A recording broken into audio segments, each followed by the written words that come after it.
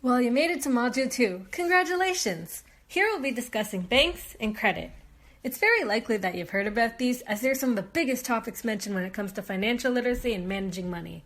However, why are they so important? And why are the financially literate so dependent on them? Let's start with the significance of a bank. A bank, to put it simply, is a secure account where you can store money and other valuables.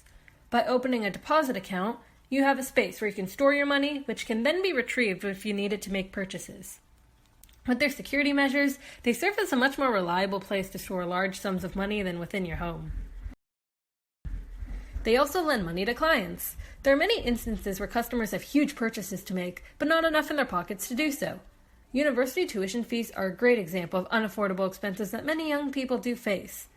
The average Canadian student would pay $6,000 a year in tuition fees alone for just a year of undergraduate studies, and even more annually when pursuing a graduate degree. Citizens can receive loans from a bank to cover these expenses and pay it back at a later time, with extra money serving as interest to repay the bank for giving out the loan. Interest isn't a fixed constant, but rather a predetermined percentage of the loan that you took.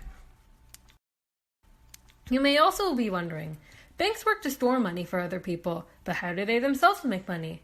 This mostly comes from the service charges and fees associated with accounts. Having at least one bank account to store your fortunes is highly recommended, but it's not free.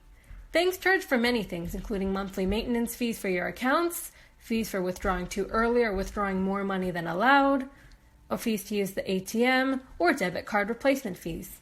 They may seem annoying to pay, but it's all worth it as these banks do great for protecting your finances. In addition, as during the 21st century and digitalization has become more prevalent, one can also consider online banking. Many traditional banks today offer services online, but you can also consider getting an account under a completely digital bank. The biggest differences, besides the fact that you wouldn't have to travel, would be that while you don't get the opportunity to talk to bankers face-to-face, fees would also be pretty minimal compared to traditional ones, as online banks don't charge as much for maintenance. You also can't open a bank account that's entirely your own until 18 years old. However, even as a minor, even you can have a bank account set up under a guardian's name. If you're a minor and you have a fairly large amount of money that you'd like to store safely, you can ask a guardian to set up an account for you at a retail bank to secure your money. There are many different types of accounts, but we'll be learning about them later in the module. Until then, adios! And we hope that you get the information about banking that you need to maintain your finances.